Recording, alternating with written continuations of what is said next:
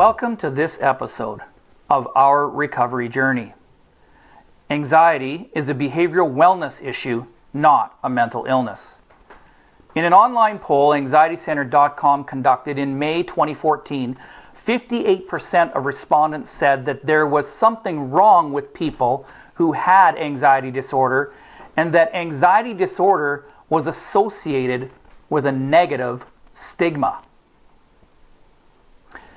In another online poll, anxietycenter.com just completed, 80% of respondents said the term mental illness suggests that there is something wrong with a person's mind.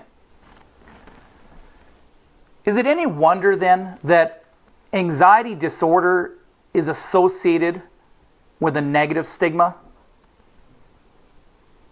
What's more troubling is that research shows that only 1/3 of people who struggle with problematic anxiety actually seek help.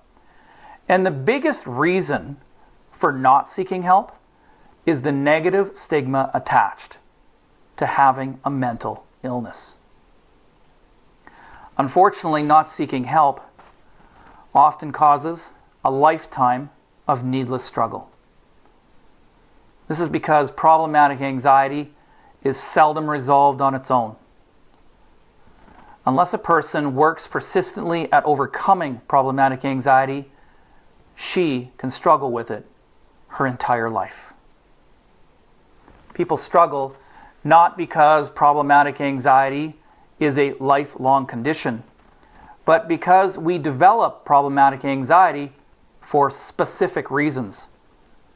And until these reasons are successfully addressed, issues with anxiety can and will persist.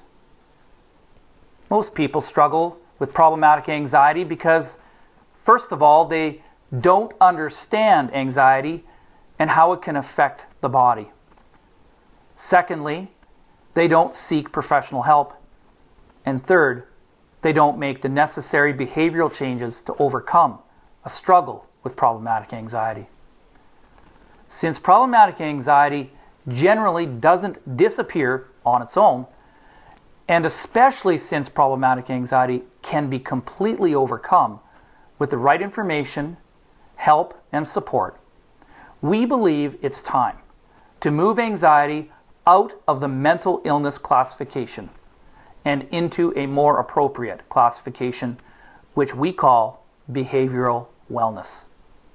That way, more people will seek appropriate help and overcome their struggle with problematic anxiety once and for all.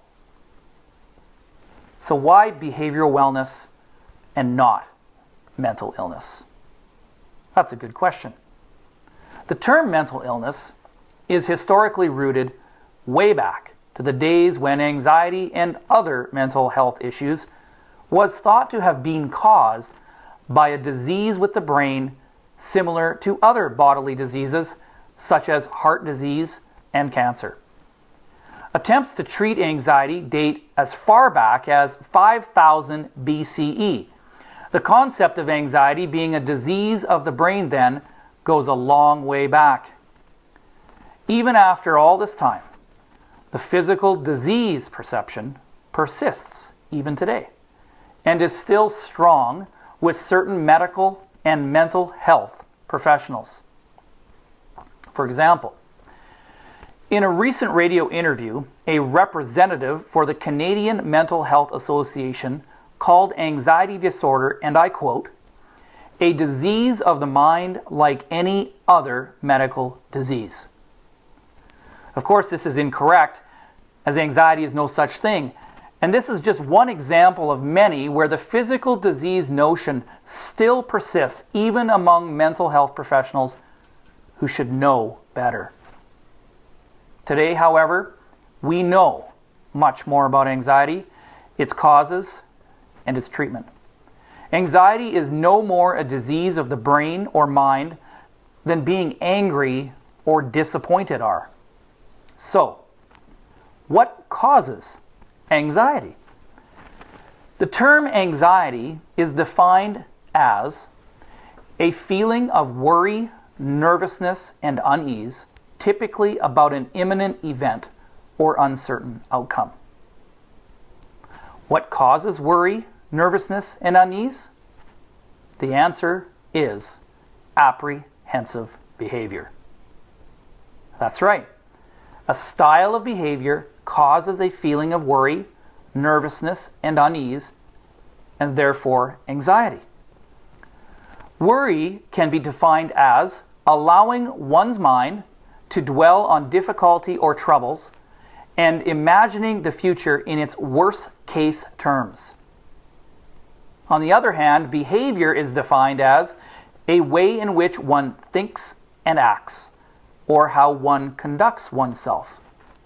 So again, apprehensive behavior causes anxiety. Anxiety is not caused by a disease of the brain or mind. Because anxiety is caused by a certain style of behavior, anxiety is not caused by a biological problem with the brain, a chemical imbalance in the brain, or by our genes. Again, anxiety is caused by a certain style of behavior. This is evidenced by the fact that almost everyone experiences anxiety from time to time. People who struggle with persistent anxiety, however, do so because they have learned to view the world in an overly apprehensive manner, not because there's something wrong with their brains or minds. Perceiving the world in an overly apprehensive manner is a learned behavior. AnxietyCenter.com explains this in greater detail in the recovery support area of their website. Nevertheless, because anxiety is caused by a certain style of behavior, we suggest that problematic anxiety be classified as a behavioral wellness issue and not a mental illness issue. While there are real mental health issues where there is damage or disease that affects the brain and or mind, anxiety is not one of them. Neither is depression or many others. Therefore, we believe problematic anxiety would be better served by classifying it as a behavioral wellness issue and not a mental illness. To that end, and to eliminate the negative stigma associated with anxiety disorder, you will continue hearing my colleagues and I referring to problematic anxiety as a behavioral wellness issue and not a mental health issue. We encourage all of our readers to do the same. Public opinion can make a positive difference when dealing with problematic anxiety. Not only will this change benefit sufferers who don't seek help, but it will also help those of you on your own recovery journey and those affected by your struggles. It's time to begin calling problematic anxiety for what the condition really is, a behavioral wellness issue, because it's not a mental illness.